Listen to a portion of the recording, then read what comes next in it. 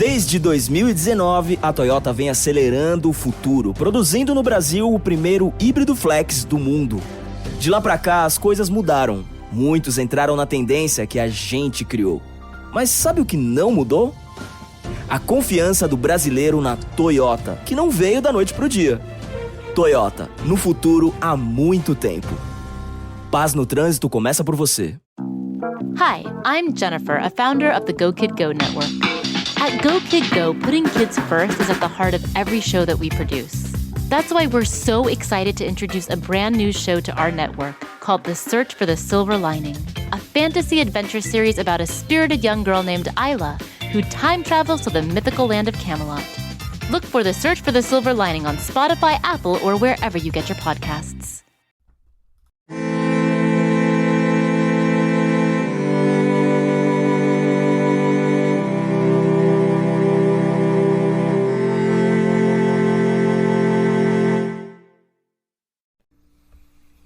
Hello, and welcome to Vulgar History, a feminist women's history comedy podcast hosted by me, Anne Foster. This is the second episode of season 4, and this season's theme is women trapped in towers and the assholes who sent them there. And this week is our second Margaret. Last week we did Margaret of Anjou, and today we're going to be talking about a woman named Margaret Pole, who, if you watched The Spanish Princess on Stars, which was on last year, I think, the one that was about Catherine of Aragon, but based on the Philippa Gregory book. So just like, as per usual, and I love this about Philippa Gregory and these adaptations, just any possible rumor of any scandaliciousness, they just treat as total fact and include it, and it makes for a very exciting television show. Anyway, Margaret Pole was a character on that, and there, because they're dealing with the same thing I'm dealing with in this show, which is like everyone in Tudor era had the same name, or like one of 5 names. So they called her Maggie on the show, Maggie Pole. She's played by Laura Carmichael, Lady Edith from Downton Abbey. Anyway, that show came out and I was just like, who is Margaret Pole anyway? And so I did a little bit of a deep dive, learned a lot of interesting stuff about her, and wouldn't you know, she spent some time in a tower, and she was sent there by one of history's greatest assholes, but we'll get to that later on in this episode. So we're going to dive into Margaret Pole, but as per every episode of this, and as per the way that I really try hard to think about when I'm reading these stories, like someone living today, or someone living 5 years ago, or someone living 500 years ago, maybe their life ended in some sort of horrible, tragic way, with a murder or an execution or whatever, or like a slow, awful illness or whatever. But that doesn't retroactively mean their whole life was sad, or that it shouldn't. I'm trying to not be sad just because you know a story is going to end badly. That doesn't mean you have to like look back on the previous parts of their life. It's like, here's the like childhood of a person who 60 years later something sad would happen to. I hate describing a person's life as sad. I mean, I'm sure that there's people whose whole lives were sad, and that's awful. But Margaret Pole is somebody whose life ended sadly, but there was a lot of cool stuff that happened before that, and that's just as interesting as what happened to her. So, who is this person? Well, first I'll tell you the sources I consulted for this, to make this episode. So Wikipedia, of course. An essay called The Beheading of Margaret Pole by Kira Cornelius Kramer, who has her own website. And then an article on TudorSociety.com called The Downfall of Margaret Pole, Countess of Salisbury. And then also, there's not lots of biographies about her, but the one that I found is called Margaret Pole, Countess of Salisbury, Loyalty, Lineage, and Leadership by Hazel Pierce. So, Margaret, who is she? Okay, we're going to get like really into the family tree, because she exists at the intersection of like every part of the War of the Roses Tudor era family tree. And that's part of why her life turned out like it did. So, Margaret Pole. She was born just a little baby called Margaret at Farley Hungerford Castle in Somerset, the only surviving daughter of her parents. And her father was called George Plantagenet, the first Duke of Clarence, and her mother was his wife, Isabel Neville. Now, who were these two people? Well, Isabel Neville, for instance, was the older daughter of Richard Neville, aka Warwick from last week's episode, who you may remember as the guy who was the advisor to King Hot Edward, and then he switched teams, and then he teamed up with Margaret of Anjou, Warwick. So that's Margaret's grandfather, Warwick. Her mother is Isabel Neville. Her father, George, was the middle of three sons, or maybe more than three sons, but only three are the ones that kind of matter. So the oldest, so her uncle, was in fact Hot Edward. So Edward, who would become Edward IV, was the oldest of these three brothers. George was the middle of these brothers, and then they had a little baby younger brother who was also called Richard, who later would become King Richard III, who's the famous, maybe evil king. So those are her three. That's her dad and her dad's two brothers. So she's the daughter of the middle of these Plantagenets brothers. So when Margaret was 3 years old, her mother Isabel died as a result to giving birth to a younger sibling. So at this point, her father George, who is already the sort of person who is paranoid and prone to suspicion, which is a reasonable way to live if you are living in this era and time and you were one of the Plantagenet brothers. Anyway, he decided that actually his wife Isabel had been poisoned to death by her servants. Even though dying in childbirth was super common at that point, he's like, no, she was poisoned. And so he accused two of the servants, including a Welsh woman whose name was Anchoret Twynniho, which is a really great name. So he charged them with poisoning Isabel to death. They were both found guilty and executed immediately because servants didn't have a lot of defense for them when someone this powerful is accusing them of this.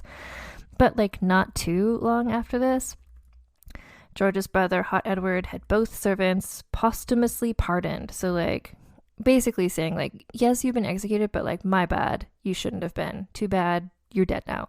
Oh well. This made George even more mad at his brother, the king, which resulted in a lot of scheming, and finally with Edward having George executed as a traitor, because George was basically being traitor-esque. So, toddler Margaret, now little baby orphan, and her brother, who was also called Edward, were sent to be raised by their uncle Richard, later to be Richard III, the king, who's maybe evil, and his wife, Anne Neville, who's the other daughter of Warwick. So it's a very close connection there, where it's to her parents' siblings her father's sibling married his mother's sibling. So it's a double aunt and uncle. So real close. So she's a little baby and whatever. So she wouldn't have known exactly what was going on, but I'll let you know because it matters a lot. So basically, when George was declared a traitor, all of his land and property were seized from him and returned to the king, because traitors don't get to be in charge of land or property or have money. But Margaret's grandfather, Warwick, Isabel's father, who died not a traitor, although he was fighting on the other side, but it's kind of who's on what side? He got to keep all of his land and money when he died, and he left behind inheritance. So the Warwick/Neville inheritance. So this Neville money was divided up between, I don't know. I'm not a super expert on wills, but what I wrote here, and maybe I'm right, or maybe I wrote this down wrong, is the money was divided between Warwick's two daughters, Isabel and Anne. But Isabel was, of course, dead. So Anne had not had any children yet, though. So basically, the heir to the Neville inheritance was at this time Margaret's younger brother, Edward, because it had to go to a boy, effectively. So there's all this. So their father, all of his stuff was taken away. But through their mother, Margaret, and her brother, Edward, have some inheritance, potentially, as long as Richard and Anne don't have any children. So basically, at this point, Edward was the sole heir to the Neville fortune because he's the only boy. This whole inheritance scenario remained unchallenged or unchanged because 5 years later, Hot Edward died of pneumonia, I think, unexpectedly young, and then at which point her uncle Richard became Richard III as the new king, making her Auntie Anne the queen. But Richard and Anne had not had any children. So Margaret and Edward were now kind of heirs to the throne because their uncle was the king.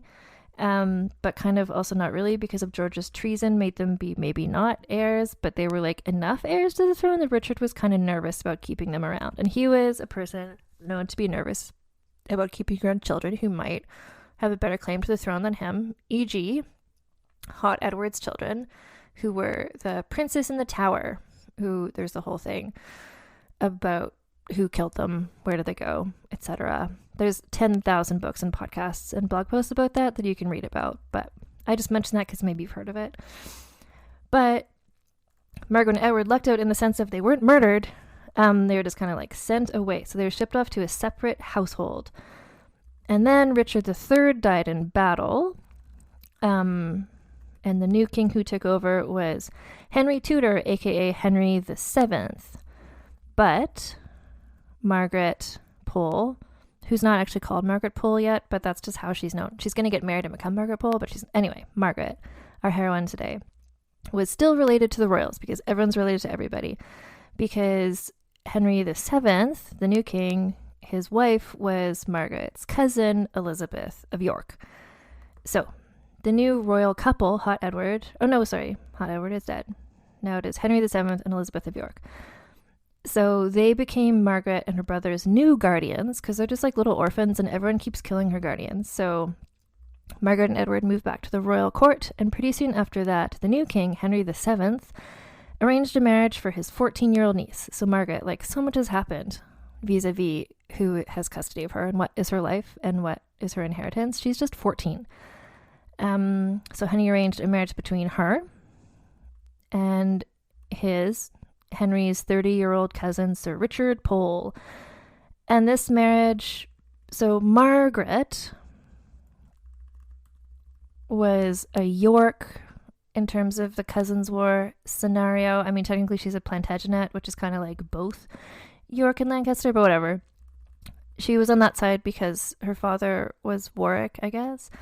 Anyway, this was sort of like a dynastical match. Margaret was a York, Richard Pole was a Lancaster, and this was kind of like really cementing the fact that like there's no more Cousins War. The Yorks and Lancasters are all married to each other now. Don't worry about it.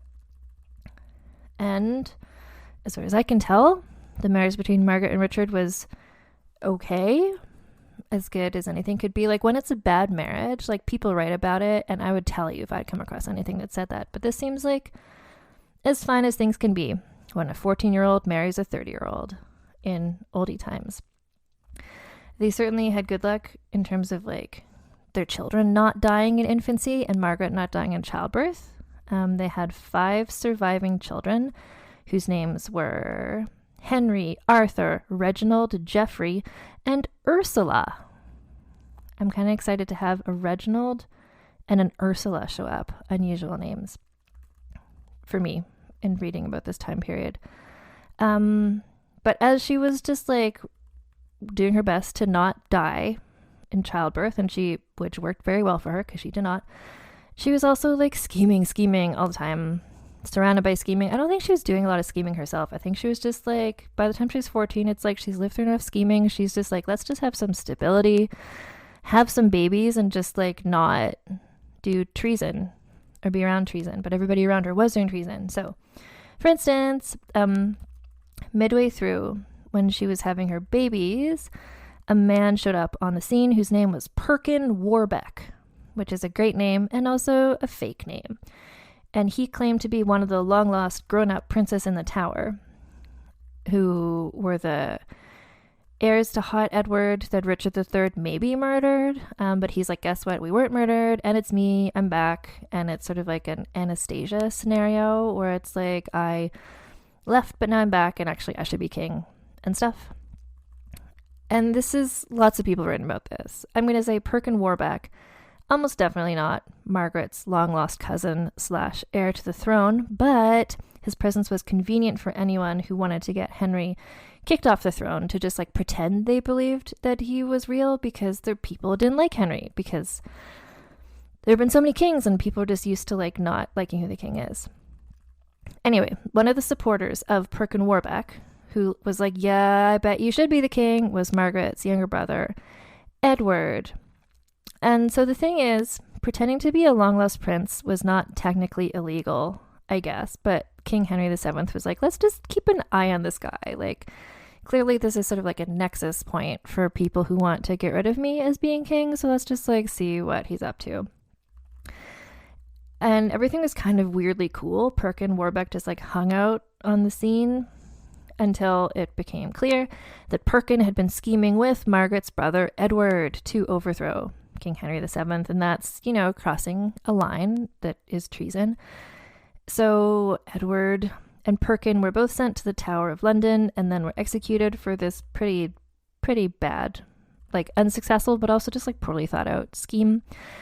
The death of her only brother meant that Margaret was now the last remaining heir to the Warwick fortune, inheritance, and also kind of the last remaining Plantagenet in her family tree.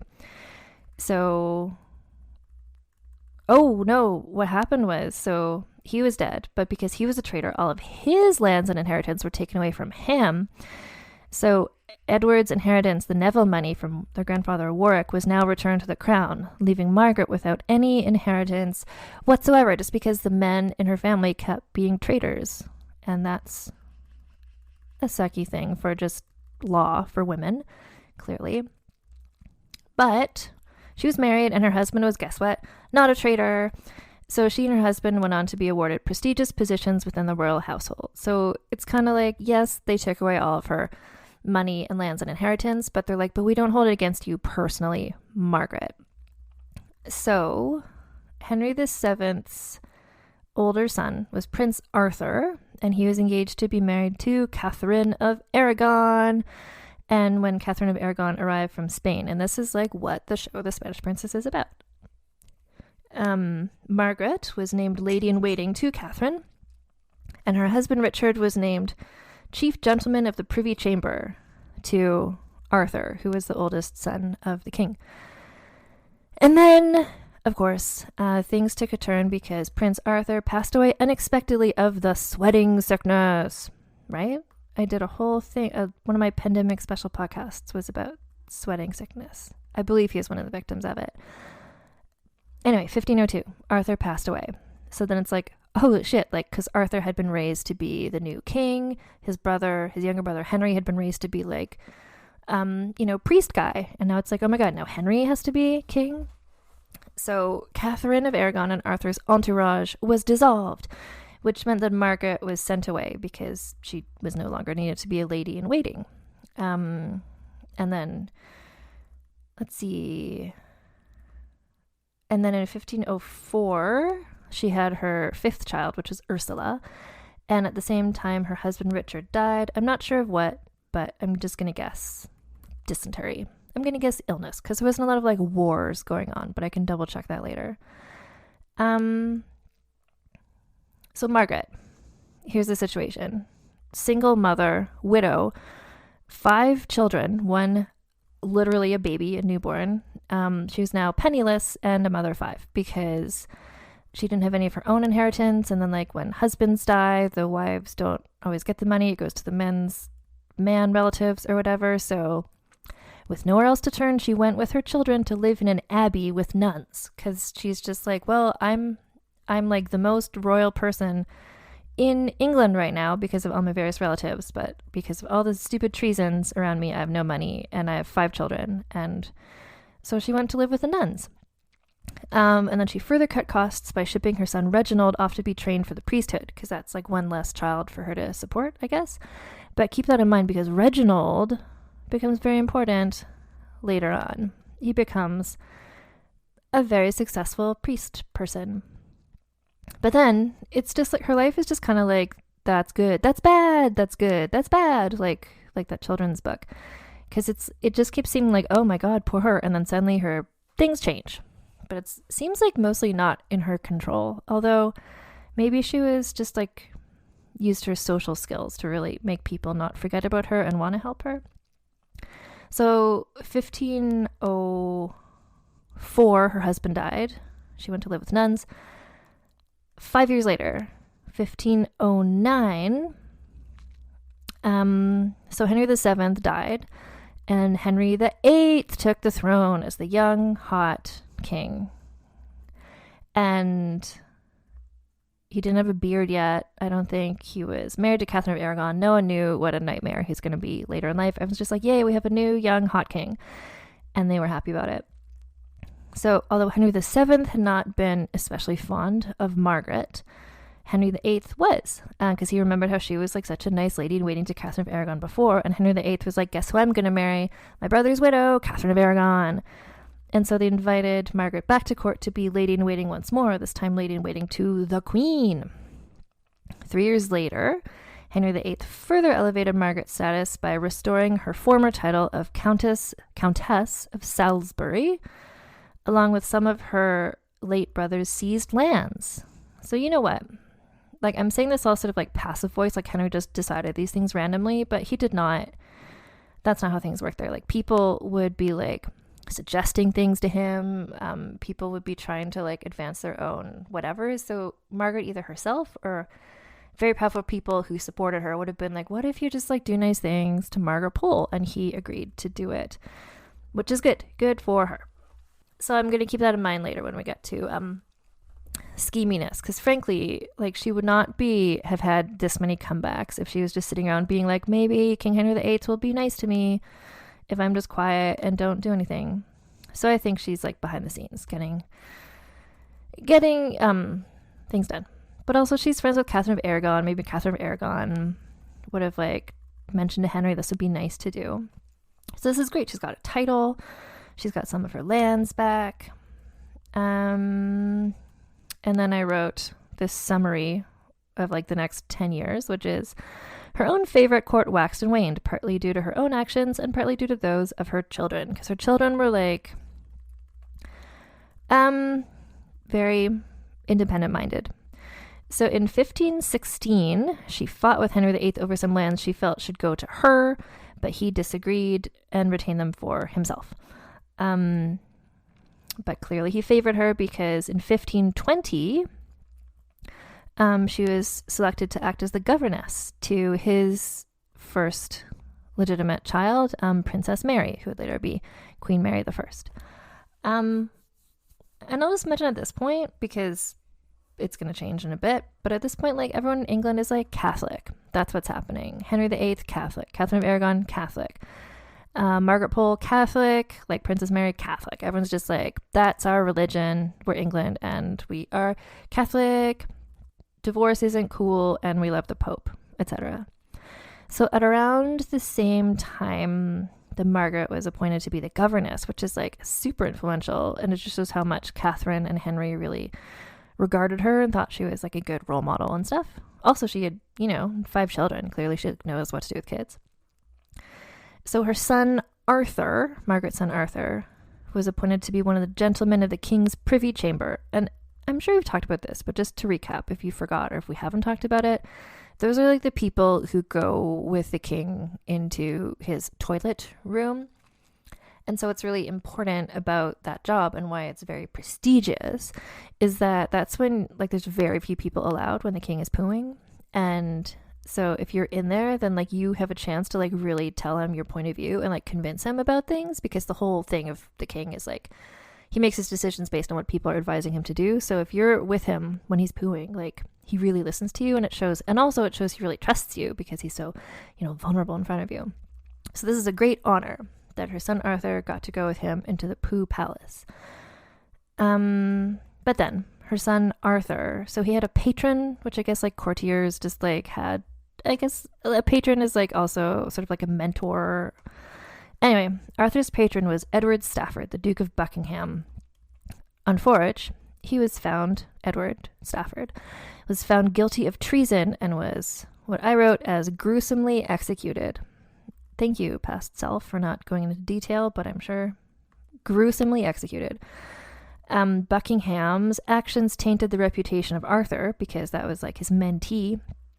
And this also tainted Margaret's daughter Ursula, who at this point was married to one of Stafford's sons. So this is why you just gotta not do treason, because it's just gonna wreck things for your kids. Margaret was also affected by this. scandal because she was removed from the position of governess due to her connection to this, like, e.g., it was her son's mentor and maybe she had like chosen him as the mentor or whatever. And yeah, because of her like soft skills at like being subtle and explaining her case to people and getting them to agree with her, she managed to regain her previous standing and was reappointed to the role of Princess Mary's governess in 1525. But then everything changed when the whole Anne Boleyn scenario happened, when Henry VIII was like, here's the thing, I'm in love with Anne Boleyn and I want to marry her, and to do that I have to divorce her mom, but we can't divorce because we're Catholic. And then he's like, well, what if I get an annulment because my wife Catherine of Aragon was married to my brother Arthur before, and if they had sex, it says in the Bible, like, don't have sex with someone your brother had sex with. And the Pope is like, still no. And then Henry's like, well then, screw you, the Pope, I'm gonna be Anglican now. And England became not Catholic anymore. That's my summary of that. And so an effect of this. So when Henry VIII annulled his marriage to Catherine of Aragon, Princess Mary became no longer princess. She was now just Lady Mary, and she had all of her household staff removed, which included Margaret. But Margaret was fiercely loyal to her because she'd been her governess for a long time, and they're like relatives and whatever, and she offered to stay on as governess. She even offered to pay her own salary. Henry refused the proposal, and Margaret was sent away from the royal court. Frankly, that was probably just better for her mental health as well, because things at court were just like bananas there in the whole Anne Boleyn scenario, where it's like they got married and then she was tried and executed for totally fake charges of adultery, and everything was quite chaotic. So you know what? Good for you. Like, just step away from that. But in fact, Margaret's eldest son, Henry, was actually one of the jurors who's on the jury that found Anne Boleyn guilty. So after Anne Boleyn was beheaded in 1536, Margaret was again invited back to royal court. And I can feel her being like, rather not, but I'm sure she was like, yes, I'm back in.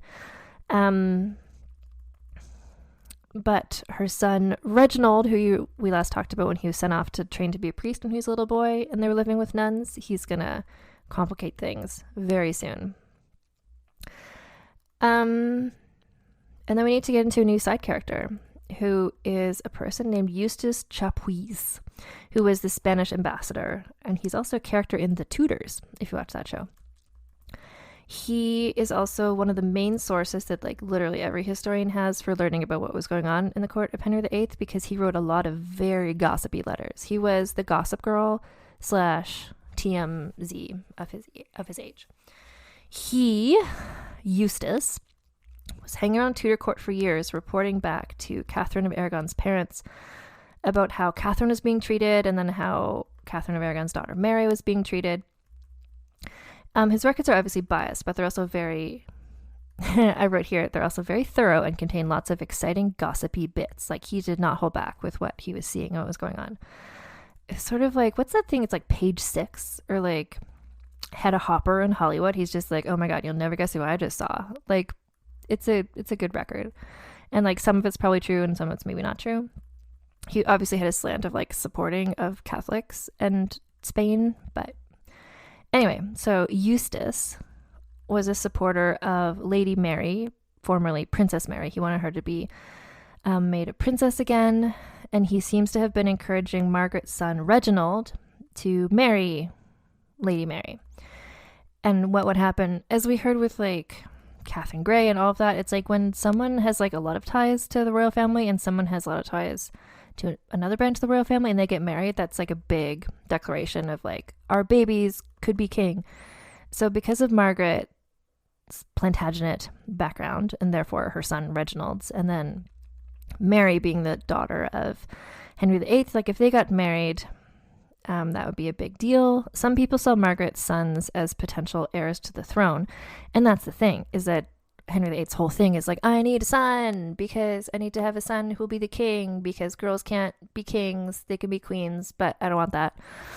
So people are just looking around to be like, Henry VIII not having sons, like, who are some boys. Anyway, so some people looked at Margaret's sons to be maybe that. So if Reginald married Mary, that would be like a powerful alliance. And what it would be is a powerful Catholic alternative to Henry VIII, who was Protestant.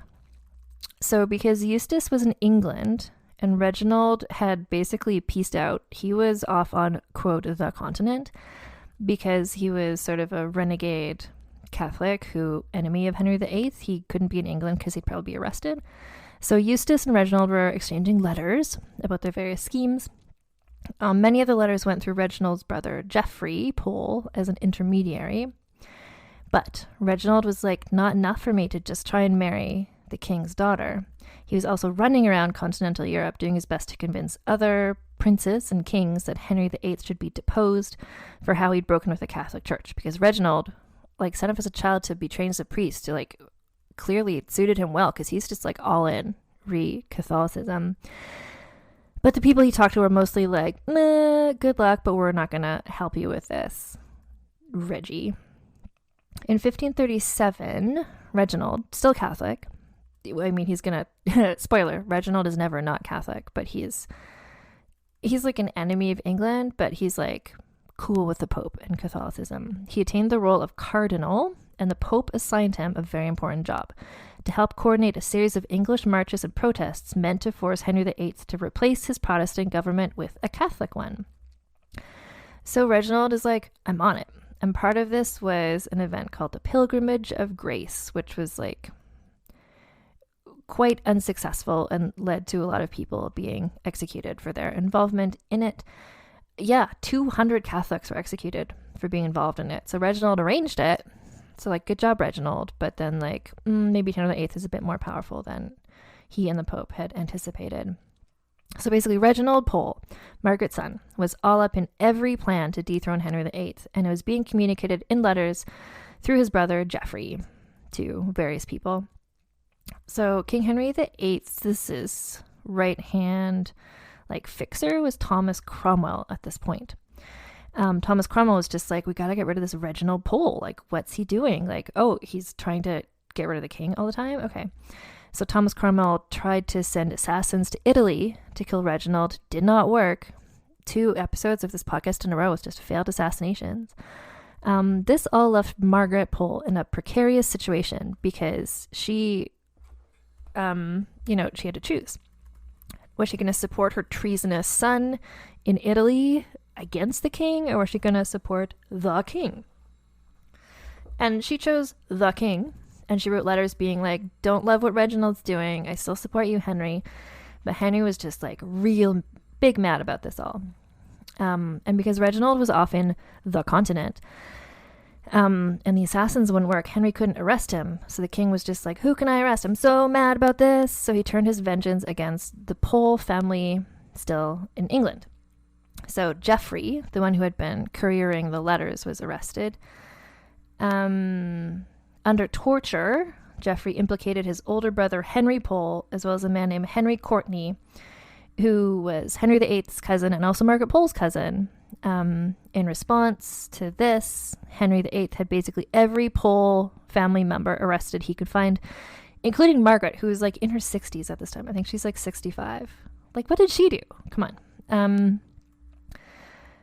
And then weirdly, so following the investigation and more torture, only Geoffrey was pardoned. Like, Geoffrey was the one who's giving the letters, so I'm not sure what that story is. Perhaps some man's historian can fill in those blanks for us. Everyone else, other than Geoffrey, maybe he cut a deal? I don't know. Did they do that then? Could you cut deals like in Law and Order, but like Tudor era? Side note, that'd be a cool show. Law and Order, Tudor era. If you know Dick Wolf, let him know that. So Geoffrey was pardoned, but everyone else, including 65-year-old Margaret, who like never did anything to anybody, were found guilty of high treason and sentenced to be executed. Like, for what? Just because of Reginald. As part of the evidence against Margaret, Thomas Cromwell produced a tunic, so presumably the word meaning the same thing then as it does now, basically like a little shirt, or like a long shirt, with a design on it showing the 5 wounds of Christ. which he said symbolized Margaret's support for Roman Catholicism and of her son, the exiled cardinal, which is like a reach, especially because Thomas Cromwell, quote unquote, discovered this tunic with this like embroidery, this like treason embroidery on it 6 months after her households were searched. So like clearly it was a fabrication, and he just brought it in to like really make sure she was executed, because like, why? What did she ever do? So Margaret, just like had happened to her dad / like every man in her life ever, so she had all of her land stripped away, she had her title stripped away. Instead of being Countess of Salisbury, she's now just called Margaret Pole. So she had no assets to her name, and her name was just Margaret Pole. And she's just like, what is this family curse that this keeps happening to everyone I know and now to me? So this is the women trapped in towers and the assholes who sent them there. And in this case, the assholes who sent Margaret there were Henry VIII and Thomas Cromwell. She remained a prisoner in the Tower of London for 2.5 years, but in the like luxurious rich person way. So she was kept in a room together with her grandson. So her son, Henry's son, also named Henry, because of course, as well as the young son of her cousin, Henry Courtney. So it's kind of like how she was the governess to Lady Mary for a while, but now she's just like jail governess to children. And I I'm sure at times, like all of us in quarantine, having other people around can be like a nice distraction and fun. And sometimes you're just like, can I have a minute to myself without 2 toddlers here? So I feel for her there. So as per many of the royals and aristocrats held in the tower as prisoners, Margaret kept living a fairly luxurious life with her own servants and an allowance for new clothing. Love it. She was still, in fact, she received a grant of fine clothing. So someone was just like, we give you clothing in March 1541 from the current queen's wardrobe. And Henry like went through his wives really fast at this point. But so at this point, the queen was Catherine Howard. And the story goes, Catherine Howard, Henry VIII's 5th wife, empathized. She felt badly for the elderly countess. I'm going to say 67. I wouldn't call her elderly. I wouldn't call someone 67 elderly in a current 2021 context, but I feel like in a Tudor era, sure.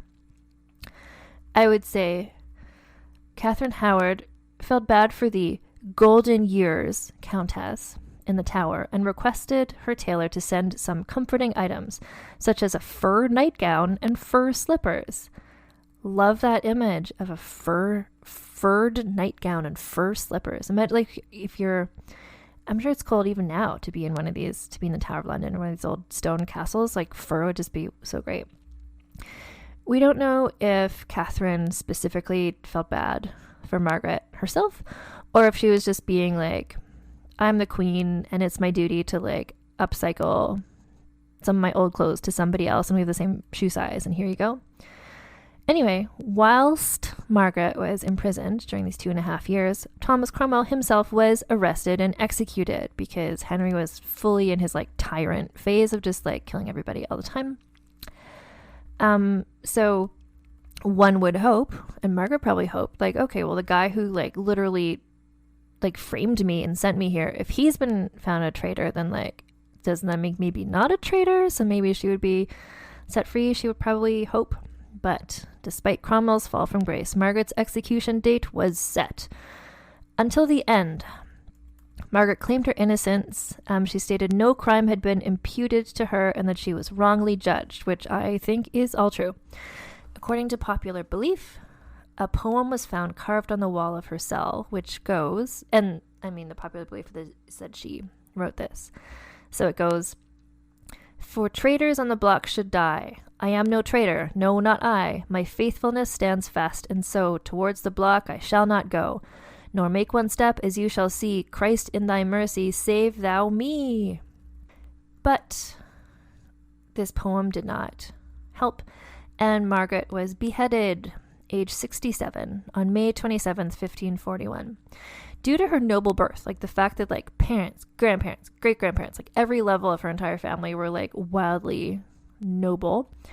This was not a public execution, but it was rather held before a group of about 150 notable witnesses. And maybe this is just the like pandemic in me, but I feel like 150 people is not that private.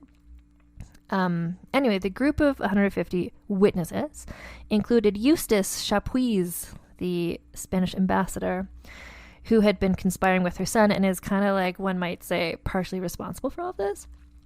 And it's from his Gossip Girl blog that we learn details such as Margaret continued to deny any involvement in treasonous activities. He also says that with a regular executioner unavailable, her execution was performed by a less skilled man who literally hacked her head and shoulders to pieces in the most pitiful manner. Margaret's remains were laid to rest in the chapel of St. Peter ad Vincula within the Tower of London. Her eldest son, Henry Pole, was executed at the same time, as was her cousin, Henry Courtney, and yet all other family members were eventually released from the Tower of London. This whole thing is a big question mark to me. Like, what's... Henry just wanted to get... Was he just, like, hoping to, like, lure Reginald back in by killing his whole family? I don't know. But guess what? Joke's on you, Henry VIII. Because Reginald became... So after Henry VIII died, his Catholic daughter took the throne as Mary I, and she's like, guess what, England? We're Catholic again. And she made Reginald Pole the Archbishop of Canterbury, which is a super high and important post. And he was, in fact, the last Catholic to hold that post because every ruler after them was Protestant again. Following his mother's execution, Reginald Pole said he would never fear to call himself the son of a martyr. And 345 years later, in 1886, Margaret Pole became literally that, because in 1886, she was named the Blessed Margaret Pole under the Roman Catholic Church, which is kind of like one step below being a saint. So that's her end of story. It's quite a saga. Ups and downs, and how much of what happened to her was just like wrong place, wrong time, wrong like bloodline, and how much was her actually like, she really truly did not seem to be involved in what Reginald was up to. And I think it just fucking sucks that Henry VIII was like, well, let's just kill her, whatever. I'm glad you got some fur slippers before she died.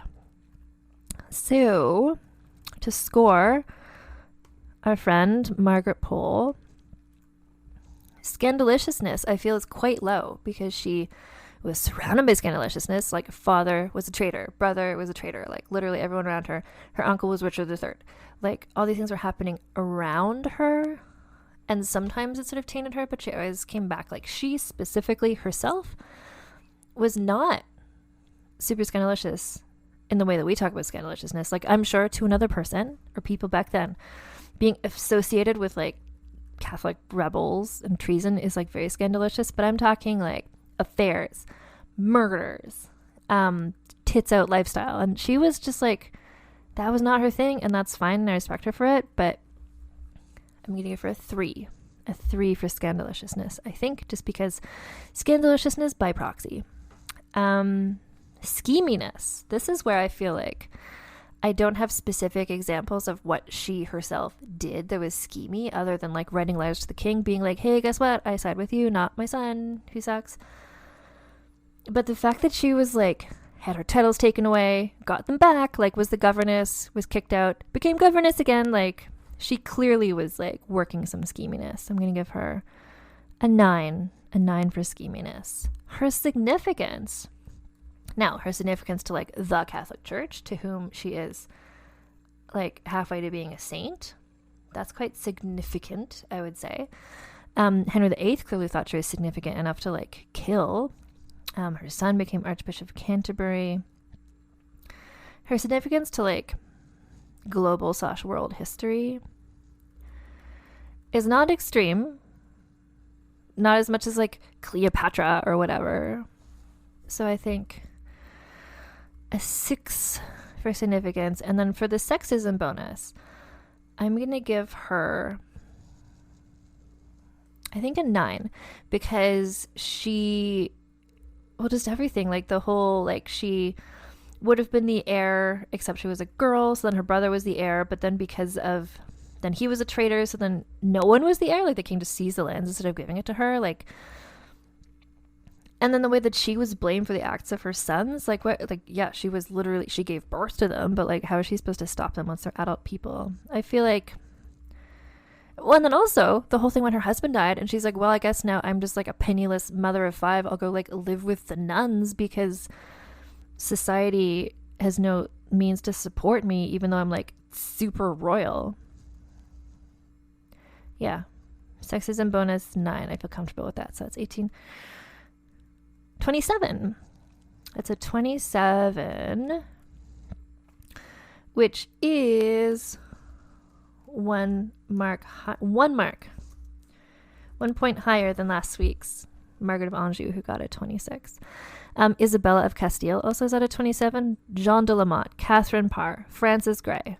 Like, this is definitely a respectable mark, and I feel like this season is shaping up excitingly because we're getting to some much more scandalicious stuff, so we'll see where everybody lands on the scale. But that's why I balance out the scandaliciousness with the significance, because sometimes someone like tits out Frances Howard you'd think would be at the top, but it's like her significance to my heart, 10 out of 10, but her significance to like history, not quite as much.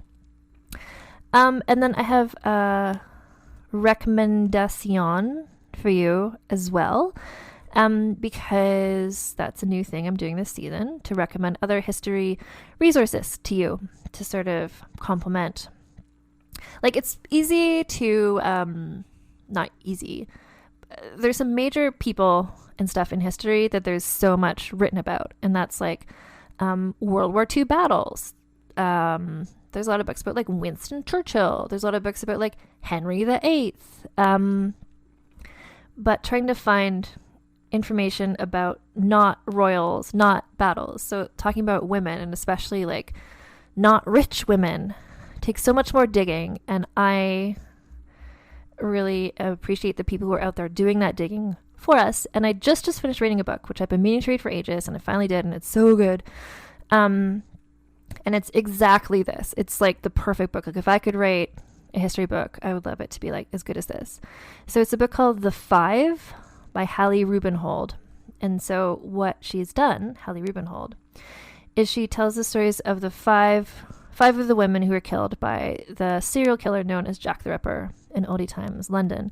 And this is part of what I was saying at the beginning of the episode. It's like, just because someone's life ends horrifically doesn't mean that retroactively their whole life was sad necessarily, right? It's like, how you die isn't the most important thing that happens to you for most people, I would think.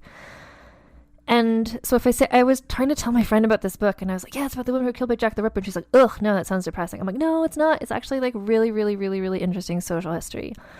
So it's 5 women who lived in 1888 in London, and Hallie Rubenhold has done incredible amounts of research to just piece together what these 5 like ordinary women, like, they were not wealthy, they were not rich, they didn't like invent something. Like, there's so many books out now that are like women who did cool stuff, and these are just like women who just like got by and were just everyday people.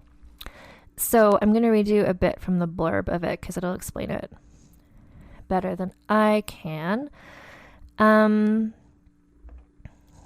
Polly, Annie, Elizabeth, Catherine, and Mary Jane are famous for the same thing, though they never met. They came from Fleet Street, Knightsbridge, Wolverhampton, Sweden, and Wales. They wrote ballads, ran coffee houses, lived on country estates. They breathed ink dust from printing presses and escaped people traffickers. What they had in common was the year of their murders, 1888. The person responsible was never identified, but the character created by the press to fill that gap has become far more famous than any of these 5 women. For more than a century, newspapers have been keen to tell us that the Ripper preyed on prostitutes. Not only is this untrue, as historian Hallie Rubenhold has discovered, it has prevented the real stories of these fascinating women from being told. Now, in this devastating narrative of 5 lives, Rubenhold finally sets the record straight, revealing a world not just of Dickens and Queen Victoria, but of poverty, homelessness, and rampant misogyny. They died because they were in the wrong place at the wrong time, but their greatest misfortune was to be born a woman. Oh, it's such a good book. It's so interesting. It mentions there, I forget which one of them it is, but one of them like literally was like selling ballads on the street. So interesting. it's just a really interesting thing to learn about. I love this stuff, like how people lived. What were their emotions like? What were their lives like? And for several of these 5 women, it's like, what happens when you're abandoned by your husband? And I mean, like we saw in this story, like Margaret Pole was like, had every privilege in the world, but once her husband died, it's like, and now you have to go live with nuns because there's no social support net. So for the women in these stories, like what happens to them and how do they get by? I want to really emphasize the book is not depressing in the way that you might expect. It's super interesting to see what these women are like. And then as each story kind of gets towards the end, you're just like, oh no, she's going to be murdered. But it's like, there's so much interesting stuff besides how they died. And it's so interesting. And I quickly just said, like, there is sort of like the common belief that Jack the Ripper was killing like streetwalkers, like sex workers. And of the women in the story, only one of them was doing that as a job that we know of. Not that, like, it's so easy to dismiss the victims of violence today as well, right? With victim blaming, it's like you can really focus on who was the killer and what were their motives or whatever. It's easier to do that when you are able to treat the victims as just sort of like collateral, but the story really frames them, like this book shows you who they are as people. And once, like for me, having learned about them like this, like in the epilogue of the book, Haley Rubenhall like just like guts you. She just talks about how, you know, there's like the Jack the Ripper walking tours and like postcards and like funny pop-up books and whatever. And it's like, yeah, and they like use like the quote unquote hilarious like blood spatter patterns of these women on a tote bag or whatever. And you're just like, this is so fucked up. And there's so many things that are like that, that are so fucked up, that are based on denying the humanity of people. So anyway, I love this book a lot, and so I'm recommending it to you. You can get it as an audiobook as well. That's how I read it, and the audiobook reader was great. And then the only other things I have to tell you are I made myself a list so I don't forget to tell you anything. So you can follow this podcast on Instagram at Vulgar History Pod. We're on Twitter at Vulgar History. I have a Patreon, which if you go to patreon.com/AnneFosterWriter, that's where if you pledge a little bit of money, you get some extra content from me, including one extra podcast per month. Even when I'm not doing Vulgar History podcasts, I'm doing other podcasts. The ones I do there right now are mostly So This Asshole is the theme, where I just kind of like look up a gross guy from history and then just like explain why he's the worst. I recently just did Captain John Smith, who is so awful. There's so many awful men we're meeting this season in the show. It'll give me many months of content for that little side podcast you can listen to there. We have our Teespring store. I'm hopefully by the time this publishes, I will have some merch up there for this season's Women Trapped in Towers theme, but there's also merch there from previous seasons. You've got Tits Out Frances Howard. You've got Mask On, Tits Out, slogans, lots of cute stuff, t-shirts and various things. And then also, like, for the book, The Five by Hallie Rubenhold, I recommend reading it however you read it, whatever, no judgment. But there is a website called bookshop.org, and when you buy stuff through them, it gives the money to independent bookstores who need so much support. And I love supporting independent bookstores, and I have a list there of all the books that I've used as I've referenced on the show, and also ones that I have used as references. So the link to that is in the show notes as well. And I guess that's everything. There's more episodes to come. Isn't it fun? Isn't it fun to have another season going on? I'm excited to bring you more stories next week. All I can say is next week's woman is not named Margaret, but there will be more than one more Margaret coming up this season, because I don't know, Margarets just get stuck in towers more than other people. Anyway, I hope you're all doing as well as you can in these unprecedented times. Book your vaccination if you can. And as ever, keep your mask on and your tits out.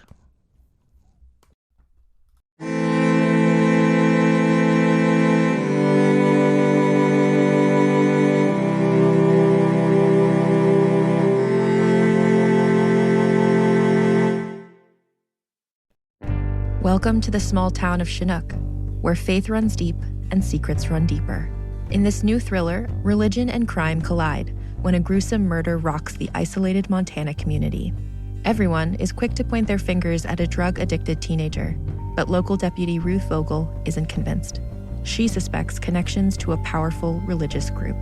Enter federal agent V.B. Laureau, who has been investigating a local church for possible criminal activity.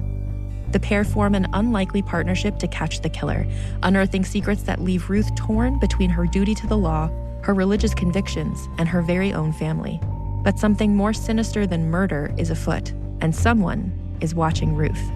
Chinook, starring Kelly Marie Tran and Sanaa Lathan. Listen to Chinook wherever you get your podcasts. Hi, I'm Jennifer, a co-founder of the Go Kid Go network. At Go Kid Go, putting kids first is at the heart of every show that we produce.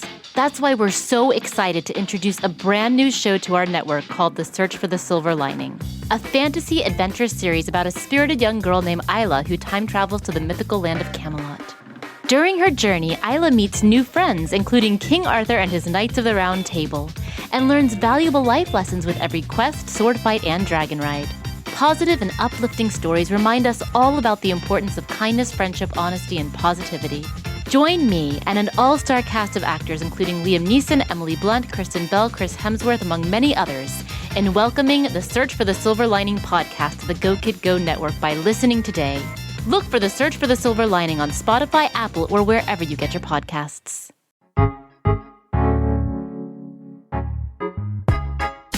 I'm Laura Cathcart-Robbins, and I'm the host and creator of Only One in the Room podcast. Every week, my co-host Scott Slaughter and I invite you to join us for an hour and lose yourself in someone's incredible Only One story. We talk to the realest of real people, dealing with issues like infertility, addiction, human trafficking, and body shaming. Oh, and we want to be fair, so we talk to some celebrities too. Oscar winners, New York Times bestselling authors, supermodels, and even the most decorated U.S. Winter Olympian. Everyone is invited to share their Only One story with our listeners. This podcast is for anyone who has ever felt alone in a room full of people, which is to say that this podcast is for everyone. Download Only One in the Room wherever you listen to podcasts today.